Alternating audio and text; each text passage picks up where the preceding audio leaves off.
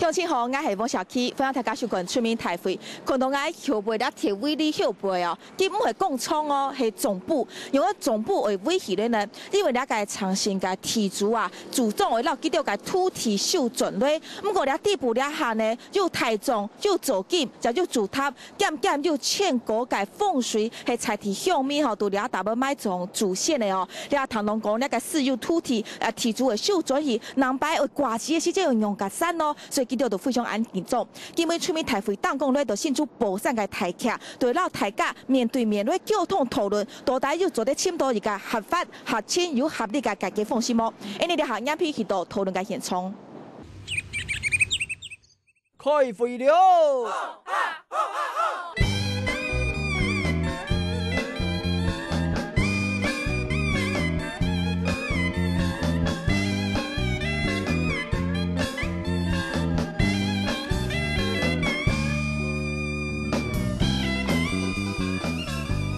大家都听恁讲条来到出面台会个讨论现场，因为看到咧下现场都其中的非常安多，了东关心了张议题个乡亲朋友哦，杨批都为大家召开，基本来参加讨论个提评里边，提议为安尼对大家召开看到系新竹染疫染后警卫后疫染走。大家早安，大家好。欢迎疫染，提议为里边咧安尼召开都系新竹染体检处的处长常福生常处长。各位乡亲，大家早安。欢迎处长，第三位里边咧召开系新竹染民警处嘅副处长刘炳泰刘副处长。大家乡亲，大家早，大家好。好，第四位里边咧召开系你大家总召开系博山乡长范友然范乡长。所有的观众朋友，大家好。欢迎乡长。第五届里边咧，你召开系了解事件争议那个题主常庆勇常先生，你好。各位乡亲，大家好。欢迎五位里边都强下咧关心议题，有了解时间段为个公部门退表，也有题主退表，当然也有民意退表，大家强下来讨论了解争议、了解纠纷，到底做得有一个合情、合理、合法嘅改革方式么？都正式嘅讨论之前，你先跳过一串样片，来好好了解事件佢嘅内幕系乜嘅。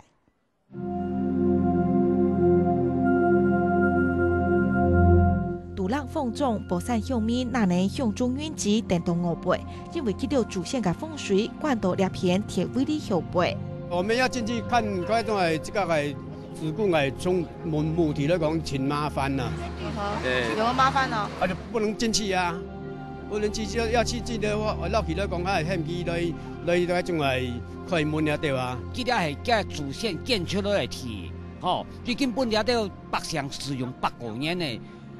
为何佢100年前佢唔来动，佢你啊子孙了都你要超过100年的呀？佢让你啊来动，讲你啊土地讲系基嘅，讲叫那转移，hem了都无条件来欠债啊。等到9点半，题主长小吉对快门内有否凶件又丢摸吃菜。大家都可以去地震查，好查一下，这个不用争议，私人土地哈。哎咯，麻烦你带我来查一下。每一块出面连沙行入去，去奥多拜嘅用行界，可能台胞社保，可能为一摆主线。搞得营业冇精力上筹打闹，大家开始拍筹并东西，贵妇人总统然。因为爱说，两个台说，还有泰国、韩国嗰种诶，两南非回来诶，个侄子安尼，大家穷下转穷下来个。有介 up 主牛狗子穿到东碰牌，财务应该主线买到台强木器有50年以上嘞。当然，商业办公还有系行业挂机的事件，财务人都会按用贵妇体制来挂机的。不过呢下提供系4年界，主线风水为晒走，晒地么为晒到哪位去？兼又是贡献人家木器，有几百错嘅风水，会影响到后退有几千生意。一个土地使用嘅正义动态，等挂机水，记到眼皮就会讨论嘞。现在看到大家个事件跟发生个狗场有关系，我们看到其实大旗木区它的争议事件部的这个来由是这样哈，地主在2012年的时候就确知土地继承权的拥有，在2013年去年的8月就向县政府陈情，对墓主遗嘱请求排除侵害还有损害的赔偿，总共呢是6批土地又4.5公顷，是郑姓家族总共有41人分别持分哦。那这座墓区呢，现在初步估算大概有将近1000座，本来呢是在2013年的去年12月底就要全数迁葬完毕。不过呢，地主考量到了真正风俗民情的需要，所以放宽期限到2024年6月30就会完成迁徙哦，也就会讲到今年年中就会就完成。他讲继续看到哦，在村民的部分呢，今年的1月26号，村民都筹组了大旗墓园处理委员会，虽然台提入2度330吼，然后可能陆续很都要整改。伊最主要的诉求是认为大旗墓区继承事实已有100年，所以希望诉请就地纳管，不要牵动先人的坟塔。这边问题，我先请教郑先生哦。这样一路事情发展到现在，我知道在这一次元宵节之后，也针对我们客家人的扫墓习俗，也开始开放的铁围里有门口，让大家进去可以进行扫墓祭拜的动作啦哈。那我想请问，目前现在地主还有郑家族内部的讨论，最新的想法是什么？最主要，事实上今天为了那个扫墓的问题哈，是大家都想说，为什么我们围这个围篱嘛？其实围这个围篱，就是因为怕不孝业者还继续到里面去葬嘛，所以才会围这个围篱啊。所以说其实我们家族有讨论过，但是确实我们要知道里面的墓确实有几个，因为里面有空墓啊。是，那这样说起来，目前现在的讨论还是停滞在说，今年的6月30号之前，希望能够全数都可以迁葬吗？并不一定是这样子。大家如果我们有对象可以谈的话，那就没问题。问题现在是没有对象可以谈啊。现在的对象就在我们台下看到这个相关的详情。我不知道他是不是墓主啊。所以你们现在可能初步还是要先了解每个人个人资料，他一定要墓主，他不是里面的偷工啊，不是里面故意来闹的。是，那跟村民正式要谈的，还是希望说可以讨论看出什么样的期限，可以协助他们就把这些都迁葬，地将来还是要收回来的，是吗？是。好，谢谢郑先生。两篇，我现在抢问，你改场信上场处中啦，处长，这个地方哦，现在郑家他们刚刚看到的资料是说，在前年正式取得这个土地继承权，可是在这个乡亲又讲到说，这个继承100年的墓区事实，怎么会是到前年这么近期的时间才确知它是私人土地所有？这问题是出在哪里？日据时代的时候，当初的土地所有权人有郑神宝等2位哈，在民国35年总登记的时候，总共有郑神宝等6位哈，面积有4.5公顷左右，土地所有权有41位哈，这个产权是属于郑家所有，确实没错。所以从日治时代就很明白的，在土地的地籍上面的登记就是郑家人，只是说为什么是到前年才通知郑家人，然后他们就会开始想说这个土地要拿回来做处分。这部分因为当初在一高办理征收的时候，那时候有经过墓地，有很多迁葬，很多的地主没有领取，后来来查询以后查到他原来他的祖先不止在高速公路有土地，经查了附近的墓园里面还是他们有郑家的土地，所以他们在积极的敢办这些办理继承登记。所以有一点点恍然大悟，发现原来是自己的土地，所以现在开始要做接下来的动作。向总能爱俩偏线抢门哦，你是公公，你细细个时间像地俩台家俩特别系总铺啦吼。所以讲，既然地基系总铺，用办公所俩偏冇落去直接对纳管变做合法嘅公墓，既然佢又唔系合法嘅公墓，又做得用办上垂多俩下，还愿意持续有新的埋葬行为，都俩打不喏。台家俩墓区的部分哈，其实已经是。安尼长久的事情嘞哈，你还持续啦哈，因为我整夜时间哈是看到个动墓地嘛哈。那我们乡公所有曾经发出过这个埋葬许可证给我们的乡民吗？这个部分哈，其实在101年的时候哈，我们有一位这个，因为刚好嘟嘟交接嘛哈，有一个这个科员呐哈，有我们其中有一个科员，因为刚才嘟嘟爱口罩摸出来，结果呢他就直接发了，去写宝山大旗私墓。大旗私墓，可以讲大旗私墓哈，所以讲那是一个误导，所以大致也就是允许埋葬了啦，有这个行为。好，感谢向总，我那篇先抢门，你个休毅然哈。所以既然向公所那篇其实也是发生过，发出了埋葬许可，所以某种情况之下来讲，等于是在不知情的情况之下，让乡亲就自然的公认认为那里是可以埋葬的地方。对，掠到村民来讲，去了不地不够嘅清空下，都是又埋葬。不过你下确实有查出来咯，系的我们郑姓地主所有的土地，掠对村民来讲，一起都把风水埋到了大不原因，记到也有会播种嘅牵连么？既然透过就也新竹人宝山天公墓嘅也系。算是佐证啊，佐证吼，我相信公仆们吼一田地做乜嘅，也啲袂到吼，按照大家做咧到一边埋葬吼，按照地主撤回地吼，做乜按照啲埋葬，我相信吼，也一田有嘅历史嘅原因。一定有它的历史的缘由，所以一起到那个历史成因，其实在保障乡村的这个乡民的这个祭祀权或者埋葬权上，应该还是有一些讨论的空间呐，哈。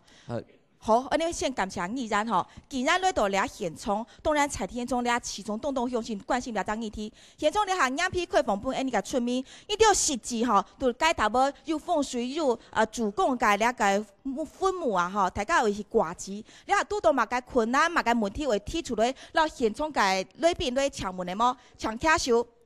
好，我看到俩个阿伯吼。当时啊，地主啊，也系佢嘅祖先。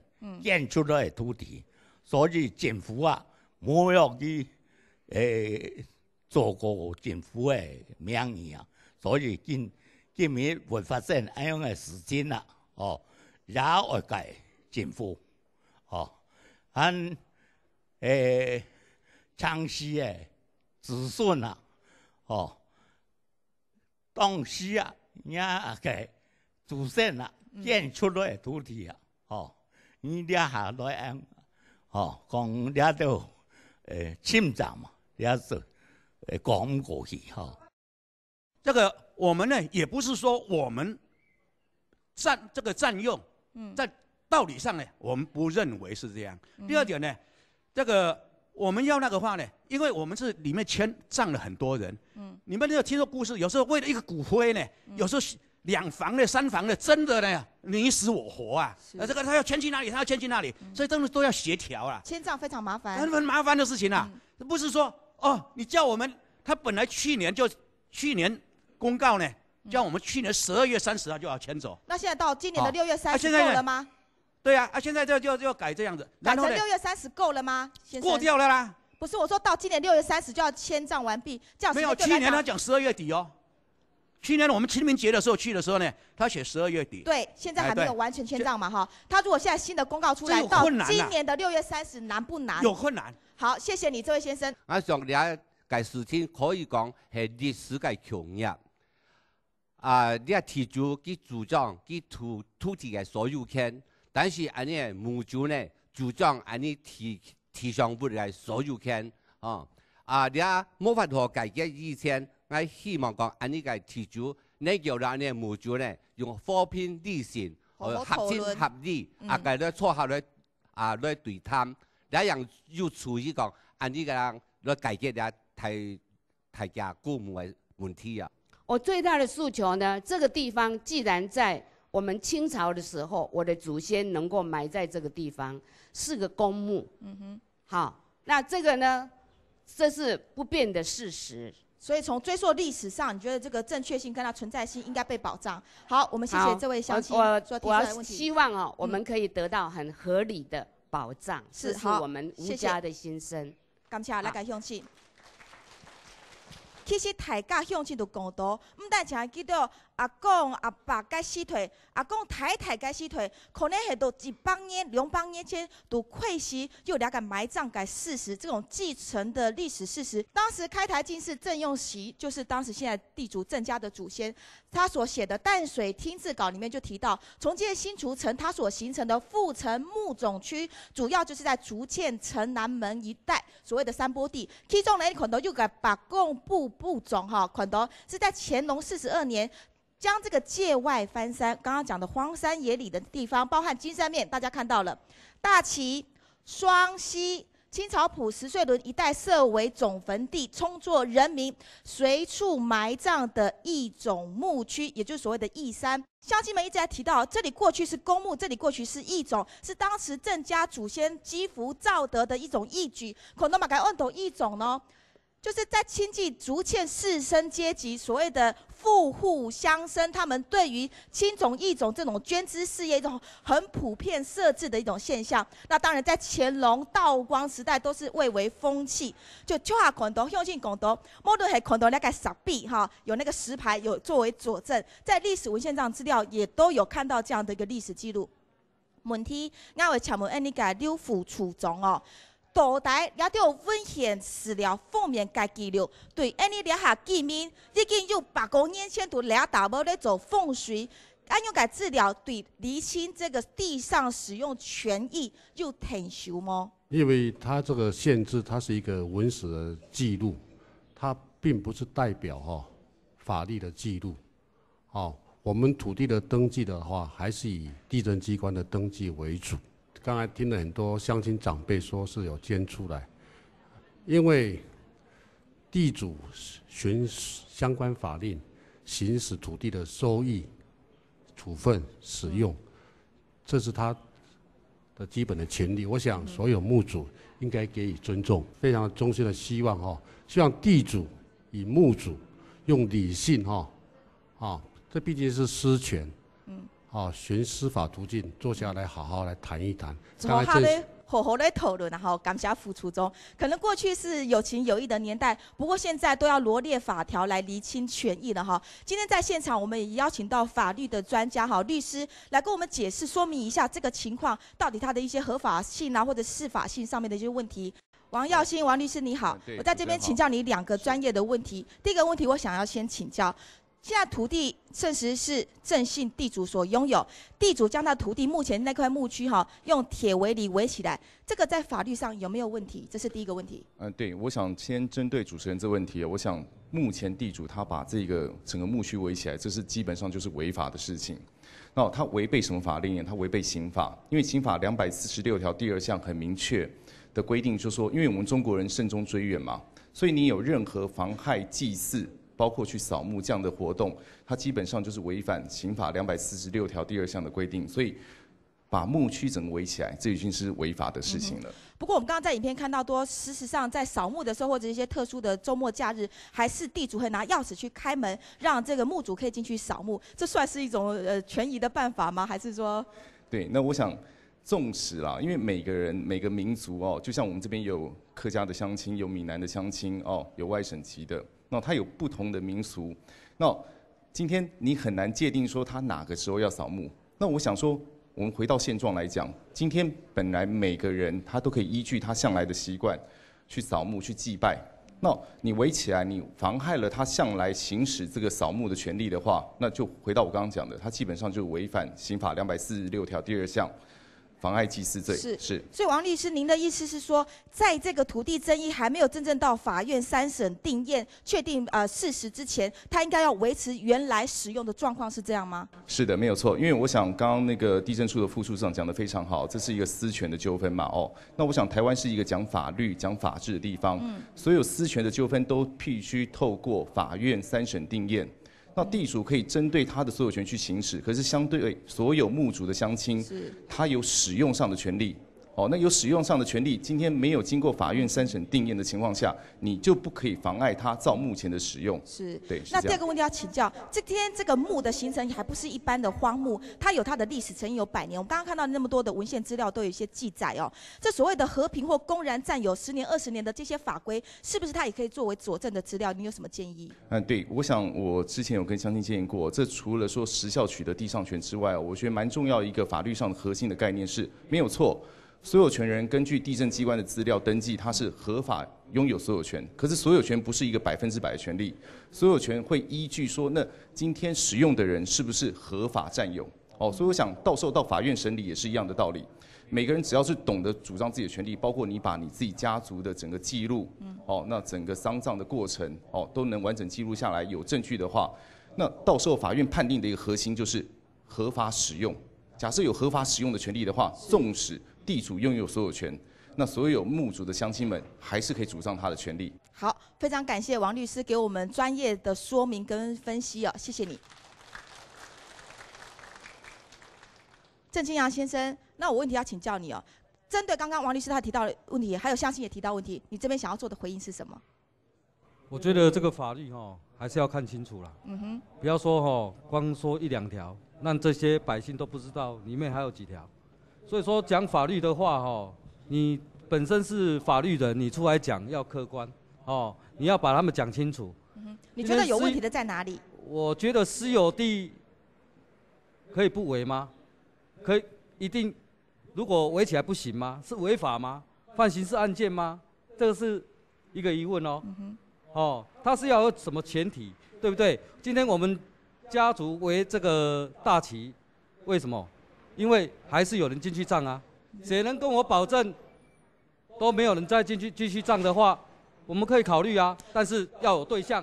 我一直在强调要有对象，跟我们联络到的人，有跟我们联络的人都有跟我们协商，重点就事论事，来讨论事情，来解决事情，不是在讲那个没凭没据的公说公有理，婆说这个不能解决事情啊。那我们可以请教一下吗？这个土地现在确定是私有的，将来有没有内部家族讨论这些土地为什么一定要坚持收回来？是有什么样的用途吗？我们家族一直在讨论，但是告诉各位，因为我们不是这块地而已，我们本来就要必须把祖先给你的东西好好的继承下来，对上一祖先有交代，对下一代也有交代。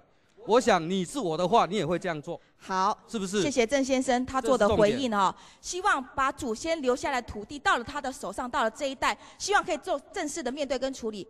第一个，祖先留下来的土地并不是墓地他们现在这一代的乡亲，这一代的郑氏家族认为说，这个土地留下来并不是当做墓地使用，所以他们要正本清源，厘清这个地目的使用。身为子孙在接手后一定要处理，这是他们坚持的第一个原则。第二个原则也是讲到刚刚讲了殡葬业的蟑螂，常常就是借着墓地的中介买卖居中牟利。非法的利益，这对他们来讲，这不能够伸张他们的土地所有权。家族的内部讨论，现在就是确定没有意愿改做殡葬专区。再来看到他们还坚持就是不租也不卖，请大家离开，预期将告怯战，这是郑姓家族他们内部讨论的核心。我们再把时间交给议员，议员其实刚刚讲到，现在地主他们讲到，他们土地就是要收回来做自己使用。那土地权现在的争议也很清楚，就是地是属于他们的。他们有一定的权利可以去对这个土地做处分。那对我们的乡亲来讲，我们这么多的墓主遗族，我们最主要的诉求是希望可以透过讨论协商来租、来买这个地，好让我们的祖先风水可以继续的维持下去。我们的诉求是这样吗？大家来和平来解决下问题，错唔错？错啊！我想按照乡亲按照诉求所以打开来嘛所以你的诉求很麻烦把围篱全部拆开，这是第一步，是不是？可以自由的来祭祀。对。然后接下来我们再来和平的协商处理。斗台那个共所又考虑过就地纳管变成合法的殡葬业局，补偿我们的地主先生但是也让我们的乡亲走得继续安用来风水寡吉下去喏。这公所的立场是这样子，只要地主愿意提出来，把这个土地。不管是用捐献或者同意的方式，然后让我提捐献出来，让我们。可是地主只能做捐献这样子无偿的提供啊。如果要不然的话，就只有用透过征收的方式，但是征收的前提又不在乡公所了。你们可以报请事业计划啊。可是这个我们报请事业计划是没有问题，问题这个征收也要有一个很明确很需要的一个事业计划才可以。你不能因为说为了解除这个大旗墓期，然后做一个事业计划。我想第一个乡公所没有这个财力，第二个县政府也不见得会同意，第三个最重要的一点，地主不会同意。我是建议我们乡亲成立一个类似的一个自救的委员会，然后坐下来，大家把诉求透过委员会内部先形成共识以后，再来跟地主坐下来好好的谈。好好的去谈，互相去沟通各让一步。如果实在最后真的是谈不下去，我建议我们就送到司法机关，让法院去裁决。法院如果裁决这个是是历史的公墓，那法院有这种裁决，我相信地主也会接受。如果法院裁决说这不是，好，那相信也要接受，就是这样。好，谢谢科长。谢谢。你啊，四建国开放本应该向亲朋友吼，又嘛个意见，还有嘛个诉求，做咧食了机会讲出来抢卡收。请新竹县政府地政处协助墓主遗族取得墓之地上所有权。我希望安乡公所不要事实的造成，一定要就地合法呈报给本乡公所呈报提案。对小乡亲府来进修来解决这些事情。好，非常感谢，还好好要求乡公所来做位哈，感谢。还有其他乡亲朋友的反应吗？了解个墓地啊，已经我的祖先都在那边葬了，已经好几十年了。现在地主说叫我们要迁就迁，这样子不太合法。那你们要想租或买吗？我们是说透过我们双赢的方式坐下来好好谈。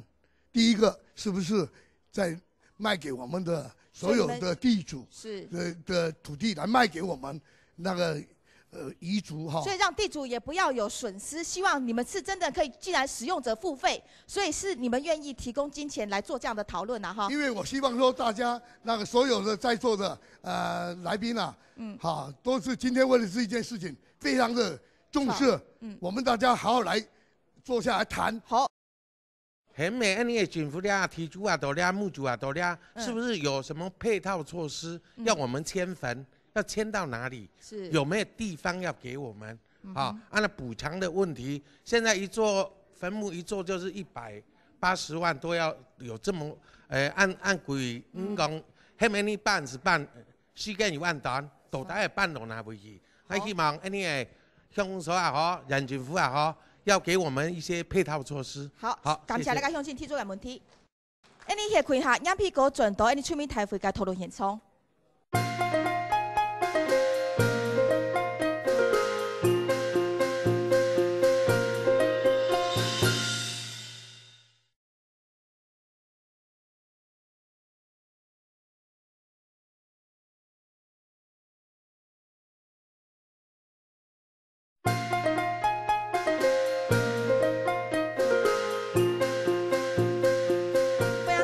转到出面台会该讨论现场，郑先生，我想请教，刚刚你都听到我们乡亲他很诚恳的表达意见，针对这个生死之事，向来都是非常的慎重啦哈。我相信你也可以体谅他们的心情。租或卖，这你们考虑过吗？为什么不能？重点其实墓主跟地主都是受害者。今天要谈事情不是不可以谈，双方的态度都要有很诚恳的表明出来。今天如果你还没有跟我谈事情，还没有跟我坐下来谈，就要拆我的东西，换做你嘛，我先拆你的东西再跟你谈，你愿不愿意跟我谈？你说乡亲拆了你的什么？刚刚邱议员你讲嘛，大家和平要不要和平谈？对，这个很好。是。那我们要求他先拆那个东西，你要先跟人家谈，而不是要先拆。你要先拆人家的东西，然后要跟人家谈。我问你。我先拆你家的东西，你愿不愿意跟我谈啊？我跟你讲，第一个，我们郑家不是被威胁大的大家不要用那种语气，先要动我们什么东西，然后再跟我们谈。今天我先打你一巴掌，现在不管是动你的威力，还是你要动他们的坟墓，你刚刚讲到重点，我现在就讲重点。你要跟我们谈，我们很愿意，是，对不对？但是不是用那种态度啊？这种态度永远处理不了事情，就是两败俱伤。好了，郑先生，不要用那么强制的手段。那现在我们进一步来谈，这租或卖的可能性到底高不高？你们的考虑点是什么啊？第一个，今天不能卖，为什么不能卖？它是科学园区的保护区，怎么可能是墓地？那我再卖你，我又骗你了啊，对不对？所以这地目使用上解编就是一个问题了。那是能够做的事情嘛。你现在要先去解决这些问题，然后再来谈这些问题啊。所以如果解编的话，就有可能考虑咯。那我们来请教一下向总两片两片科学园区的保护地，也是山坡地保育地嘛，在地目上就不可能。我还没有讲完哦，第一个，你这个是墓地的话，法规有规定啊，它不是说随便就可以成为墓地啊，对不对？那我也可以去申请说我要做个塔，对不对？我家族有很多地，我随便都可以去申请啊，所以你意思是说，现在地目上就还不行嘛，对不对？对啊，不是，就算你今天想去申请说我要做私人墓地，可以吗？那做地目解决的呢？您的意愿呢？这个也要经过我们家族讨论啊，因为我要跟你讨论，我也要跟我们家族讨论。没有错的。好，谢谢郑先生做的回应哈。用总，两个地目又可能做解编，如果将来要征收用钱来买，这是有可能做得到吗？困难度哪位？还是请我们科长答复哦。因为这块地目前坐落的位置不是在我们宝山乡都市计划区的范围内，而是在科学园区都市计划区宝山乡部分的范围内，所以当时这块地现在是保护区。那当时的保护区是因为行政院核定了一个新竹科学城计划的一个保护区，但是到目前为止，到今天为止，我们所知道的就是区域计划法本身已经把这个保护区域计划法要拿掉了，要拿掉解编了。要解编，但是因为这个科学城的核定权是行政院核定的，所以行政院必须要再去做这个程序，把它废止掉。所以还没有完全弄干净。那我也要为地主来问一个问题：既然它是保留地保护区，那怎么乡公所主管单位会允许他进行所谓的非法埋葬呢？在这边我必须要声明一件事情：乡公所自始至终从来没有允许他们去做非法的埋葬。可是不管现在的所有的非法的埋葬都是我们在这边说都是就不孝的殡葬中介业，他们就去跟那个商家讲说我帮你找位置，甚至所有东西我帮你做一座坟墓多少钱，就这样做了。但是郑家曾经也有这样的案例，他有商家去葬，郑家去阻挡，也请我们的派出所去，这个有案例在，郑家可以作证。那我们公所不是不作为，在我们该做的范围内，因为它不是属于我们的公墓，所以我没有办法说用强制性的手段说你觉得要怎么样不能做。是科长，现在这个墓继承事实有100年，而且它就在我们乡内的管辖区了哈。目前要解决这个最大的争议，包括是地主的权益要维护，乡亲的这个100年历史的工业也必须现在有它一定要解决的方式。我们现在能够做的，是不是在协助你刚刚包括行政院那边的解编也好，接下来的专案计划是不是要提出来了？原则上这个目前为止，只要这全政院的解编完成，然后有事实的需要譬如说有事实需要或者大家形成共识以后，比如地主跟我们这些墓主的遗嘱都形成共识了以后，公所真的是乐意的来帮助。那我们会由公所来做一个协调解决委员会吗？如果这个委员会要成立的话，就是我刚刚讲的，就由地主他们先成立。墓主的遗嘱先成立，然后跟地主来谈。进入协调。那公部门只能站在一个协助的角色，因为公部门如果公部门直接跳进去的话，就会变成公亲变属主了。好，非常感谢科长哈。好，现在公所担心公亲变事主，可事实上在这整个问题中，可能也不是单一方地主或单一方墓主就应该可以解决。你抢门，你改抢。郑处长，这个问题听说是县政府目前过去没有处理过的案子了，还蛮棘手。不过今天相信大家都释出诚意，要好好坐下来谈嘛哈。到底这块土地能不能先从法上面给予解套之后，听地主的意愿、家族内部的讨论，跟我们墓主遗嘱的共识，我们来尽量的协调讨论解决。让他不管是迁也好，还是这个就地纳管。刚刚乡亲有提到一个问题，即便是迁吧，我们县府地政处、我们民政处有没有相关完整的配套补偿机制，来让两边都可以把事情做完呢？迁葬的那个埋葬的史实已经110年了哈，这一部分我们的郑姓地主也没有表示反对的意见嘛哈，等于就是说等于他们的上一代祖先也是同意叫他们继续买，这是一个事实问题哦。我这边提出3个方案、3个意见，让大家来参考。3个方案是什么呢？对的，第一点是朝着时效起的地上权哦，因为时效起的地上权，如果是和平善意的话，起的时效是10年如果不属于和平善意起的，时效是20年。如果这个时效来讲，是已经刚刚各位讲过，都已经超过这个时效另外，你要申请时效起的地上权的2个先决要件，第一个要件就是说，你等于占有人有占有地上权的意识，这是第一个要件。第二个要件就是说，必须占有土地适龄的土地所有权人来做证明说目前能在继续占有中如果这部分2个齐全而又送到地政事所来登记，地政事所审查没意见的时候，也就是要公告。公告的时候会通知土地所有权人，土地所有权人如对于一个公告事项有异议的话，可以提出异议。提出异议的话，就是说以透过县政府再以协调。协调如果不成立的话，就直接向法院诉请地上权存在不存在。这是第一个解决方案。因为走上法院那个诉讼的过程非常冗长又麻烦，尽量不走那一条啦哈。那好，那第二个方案就是说，针对这一部分，因为目前已经编为保护区嘛，对。保护区的话，当然如果透过都市计划变更为殡葬专业区，是。殡葬专业区的话，这个问题就能够顺利解决了。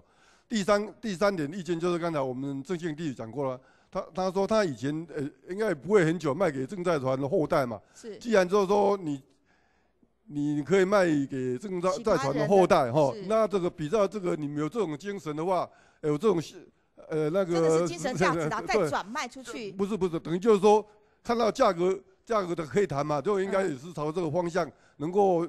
我相信有愿意要取得的话，愿意给你买的话，我就说希望地主也能够朝这个方向来呢，出售给需要的人了。是，好，谢谢我们的处长郑先生，我请教哈，根据地籍资料来看哈，这41位郑家的持有人哈，有很多都住在美国或住在台北，不是在当地哈。当然家族内部讨论哈，像刚刚郑处长提出了一个折中的办法，是不是透过第三方观点、第3个路径哈来考虑？如果说这个土地的利用价值将来真的可以做一些开发、做使用，有没有考虑过就真的把它转让或者是卖给有需要的人，然后这样子就可以某一种程度来讲，解决2方面这种有一点点僵持不下的这种困局，不知道你的看法怎么样？第一个主持人刚刚有提到说有的在美国，其实这个我们都有授权啊，是，因为我们家族有管理员啊，我是管理员之一啊，所以说每年我们都会有聚会在开会啊，是，所以说这个我是要回答刚刚说在美国的问题。那考虑过刚刚郑处长提出这样的建议吗？提出这个问题的话，其实这个我们要开家族会来讨论，但是重点对象有几个人，这个墓地里面我们有去造，全部都墓碑都造完了，也入党了，但是有的很配合，现在将近100个很配合，我们去核对他的墓碑，确实有这个人，这个是他的，那这个就可以谈了，对不对？但是你今天我不知道你对象是谁的时候。我连资料都没有，是，你也来高花灰，其实那些我怎么跟你谈？都维修的很精美，应该不会是无主孤坟呐哈。不是，所以说郑先生其实还是希望能够有具体的对象来谈，对不对？维修很精美的，也有维修不是很精美的，你可以进去看看啦。太多了啦，但是我有统计啊，有统计过，数字差不多将近700个。700个，所以愿意跟这700个谈。但是重点，因为我们当初。有假装说有人要过世，我有叫人去试探，他带我们去的这是一个空墓，重点里面还是有空墓，那我们不知道哪一个是空墓，是哪一个是真的有墓主的。好，谢谢郑先生，我们已经听到了他表达他最基本的诉求。你然爱现场问，其实你哈场性上最关心的问题哈，就是到底这些坟墓的墓主有没有做过清查跟各自的盘点哦？我想这个。我们的坟墓的墓主他不会自己去清查嘛，包含乡公所也不知道这些墓主是谁，包含地主也不知道，包含本人也不知道，包含新竹县政府也不知道我们的墓主遗族到底在哪里。他遍布在全新竹县、新竹市，甚至有桃园、有台北，到处都有。我如何去查起？今天为什么大家会成立一个大旗墓园处理委员会？它就是因为要请我们这个墓园处理委员会找一个召集人来把它做整个的一个清查。所以今天如果说成立我们的一个新竹县宝山乡第5公墓的处理委员会之后，有个召集人，他就会去清查我们这里面的公墓里面到底有多少的墓主。那么郑先生，我请教一下，如果在这个协调会开始运作之后，真正找出实际有在祭祀行为，就真的祖先是埋葬在那里的实际人真的愿意找出这样，不管是7成也好，还是8成的人也好，这样子郑家来讲，就愿意比较再进一步谈到接下来是怎么样来处理的问题吗？是不是这是你的一个前提要件？谈事情对象一定要知道吗？对象一定要知道，然后对象不知道用和平的怎么谈态度，你先不要来急着要拆我威力，我也不会，我也可以保证不会动到你的坟茔。对。哦，所以说，其实，在郑家来讲也没有那么粗鲁啦，就是你如果不迁走，我就把你的坟挖起来，不至于。不至于啦，不可能做这种事情了。不可能做这种事情，谢谢郑先生一样沿袭祖先正用习这个开台进士哈，积德造福啦，我们大家应该给他一个掌声，好，谢谢。因为哈，他提供这样的地哈，是希望真的再进一步和缓的来讨论，强制手段常常引起反作用力。这边我先请教一下我们的民政处的副处长刘副处长，你下又讲到啦，提出去年纪错下咧好谈啦吼，也系讲真紧你下打算就了每土地。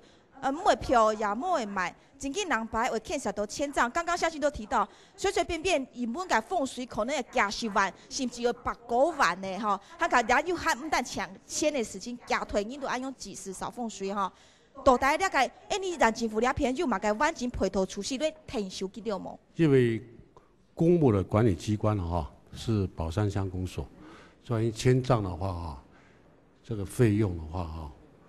我们县政府是没有这个预算，因为它也不是我们的法定公墓。好，以上。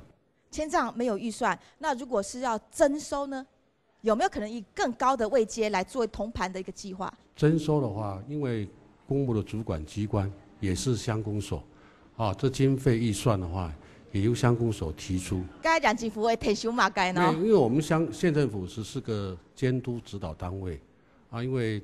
在全县13个乡镇市公所，它的公墓的主管机关都是乡镇市公所。我们现在新竹县并没有县立的专业殡葬园区，对吗？没有。那有没有考量这边就地纳管呢？因为也要乡镇公所提出来，依照都市计划法提出来哈，经过乡镇公所的都审会，我们县审会，然后要到内政部去核定。这个程序必须要走完。当然，因为这是属于公墓的管理，是属于乡镇公所的自治事项，在殡葬管理条例也有明定，所以说我们还是宜请乡镇公所主政。以上，谢谢。一直提到乡公所呢，用总。我们刚才一直讲是公墓，那宝山大旗其实它是属于私墓，它并不在我们宝山乡公所管辖区内之内。但是最重要的是，我想如果可能的话。如果可能变成殡葬区的话，先决条件是我们地主必须要同意。那地主同意之后，那我们把它改成殡葬区，当然我们乡公所我们乐观其成。但是我就说，先决条件只有一样，地主他必须要同意。那另外，除了这个改成殡葬区之外，还有一个问题，就是说他如果是想要征收的方式，那征收主管单位也不是我们乡公所。所以说，这个变成说层层把关。那如果说我们乡公所能够做的，事实上我刚才讲过，其实这个是历史共业，多少年来我想在座的不管是地主也好，不管是墓主也好，他们其实长期来的压力是非常大的。那我们也希望说，借由这一次，我们大家提供来共同组成一个这个协调，让大家都能够双赢。那事实上要双赢的机会真的是不是很大。乡长，那我请教一下，如果真的要迁葬，我们乡内有地吗？我们有7座公墓。把它分散到其他的公墓去。对，我们有7座公墓。一起都要迁葬很简单的吗？非常困难，因为基本上有很多的这个后代子孙，他可能认为那个地方他适合，他不见得是说愿意迁到其他的7座公墓上面。感谢向总哦，你下呢让政府讲，你是向公所管的哦，向公所讲，你系私营墓咯，唔系公所管的哦。用家山哦，你系根本嘛杀管咯吼，乡亲朋友谈到你下。嗰老你都解问题，嗰提出来，嗰抢乡亲朋友都走回应嘞，抢卡手。来，这位先生。当时有当时的一个时空背景，当时历史条件之下会有发生这样的事情那么当然，地主有他的诉求，我们呢也考量双方，所以我特别恳请我们的这个地主呢能够放下能够放下。刚刚也提到很多，我们好好来谈。我们也已经在预计中要组成这个处理的委员会，会很和平的落幕。也恳请我们主管机关都给我们帮忙，特别拜托。我想解铃还是系铃人，主要关键在地主，我们是很诚意的，拜托我们郑家的代表，谢谢。我是大集村的村长杨火炎。今天这个事故地点刚好就在我大集村，所以从去年这个围篱被封以后，我接到无数的电话。当然，他有的时候我住在台北，有的住在新竹市，也有住在竹东。他说，听说你们大集村的把我墓园把我围起来，我这个村长的作为怎么样？我跟他讲，这个是私墓园了哈，但是我们现在正在成立这个处理小组了。各位，如果你们愿意的话，一定要来支持我们这个管理这个处理委员会，同时把你的资料留下来，让我们这个处理委员会来跟这个我们郑姓地主和平的把这个事情解决。所以还是希望好好面对面来对话啦。对，是因为今天我相信我们这个村民大会，因为在6年前我大集村非常缺自来水的时候，也是第一次请这个村民大会来全国放送以后，第2年我大集村现在迁水率是99%。我只希望透过今天这个节目，能够把今天我大集总的事情也能够圆满的落幕。其实我们先人能够在这里入土为安，的确是有它的历史背景。我不知道现在的地主已经提出这个等于说一个公墓变成一个私地的，所以我们也觉得很冤枉。本来我想说，围起来了，我们是不是要去抗议？所以所以我现在你们不能继续扫墓，心里很不安，非常的不安尤其今年我们就开始了，说要3月9号在礼拜天要去挤那个所以我想这一点呢，我也觉得这个心声我们也必须要表达。我想既然睇到谈安多意见你的提出要去协商，有编号。我想既然你有拍照有编号了，我想一定有你的证据在了嘛，所以应该如果说有这样子的话，就不会有新的坟墓再产生。应该把围篱先拆开来，释出善意，然后跟我们的处理委员会大家面对面来沟通，让我们2方能够尽最大的诚意，把这个事情把它处理好。谢谢。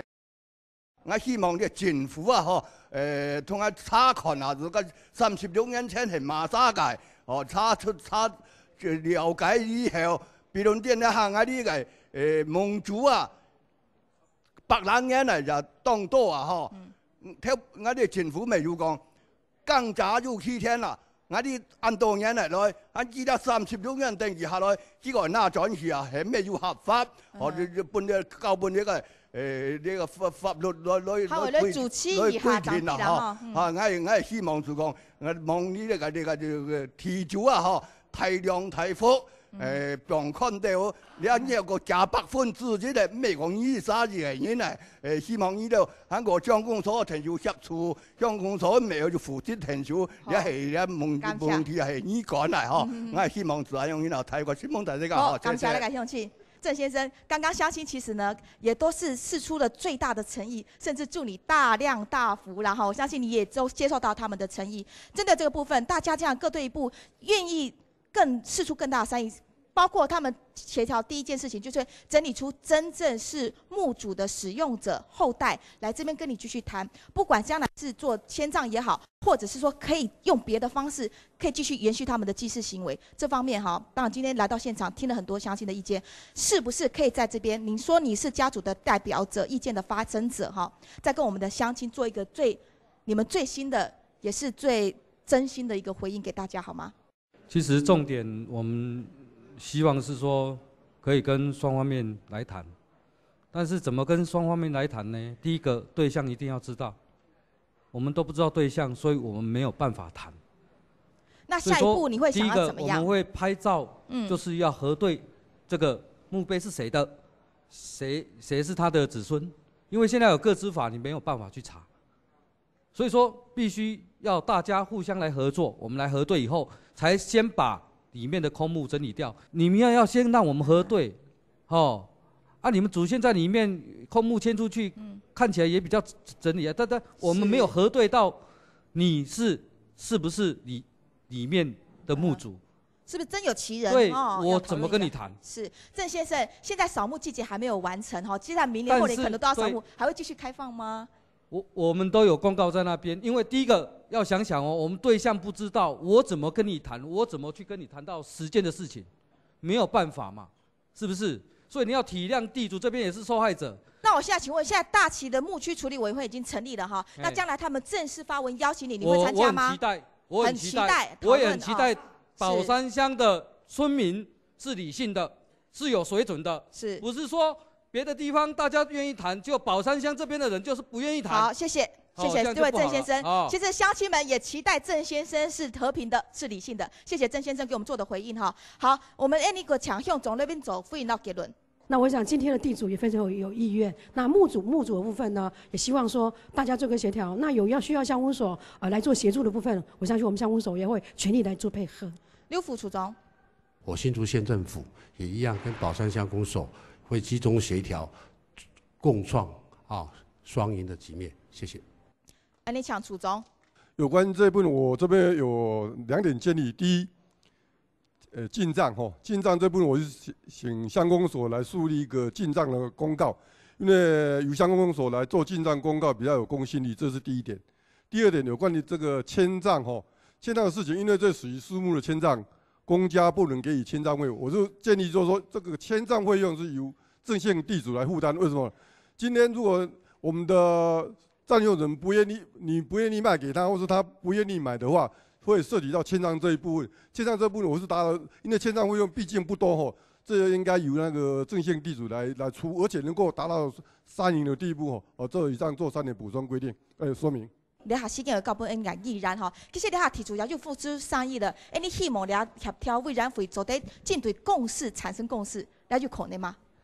当然有可能啦大家根本我协助大家心里也委员会是希望让提出来好好的谈啦也经过我们这个查询之后，那这个土地的所有权是在我们的这个大正日据时代大正11年5月24日的时候它是取得新竹郡北门街的这个部分郑拱辰跟郑坤宝我相信是我们郑家的这个祖先他们一定很希望我们大家能够坐下来好好的谈能够妥善的来处理这个问题。那我们也希望我们的地主把你们告我们所有我们墓主这个侵占窃占的这个官司把它撤销来。既然你们要说要跟我们好好的谈，不要去跟对你们有任何的什么威胁胁迫的问题，我相信所有墓主没有对你们有这个问题，也没人去煽动。但是我希望你们能够好好的坐下谈，不要告这些墓主。我们刚才讲过，你不希望说人家来威胁你们，那你们为什么要告这些墓主？我希望你们能够好好的坐下来，平心静气的跟我们这个大旗墓园处理委员会好好的来谈，能够让大家能够去能够顺顺利利的进去祭祖，祭祖。好，非常感谢依然慎终追远的，还有大家的性情有同理心，大家同理心都是互相呼应的希望透過安樣基本係開始而家偏推，做得實效咧，用漢卡和平理性嘅方式，真正做得本了解事情，了解糾紛，有最好解決嘅方式，你也係安尼大家嘅希望。今日呢，非常感謝大家收看出面大會，也祝福大家共榮平安快樂，再會。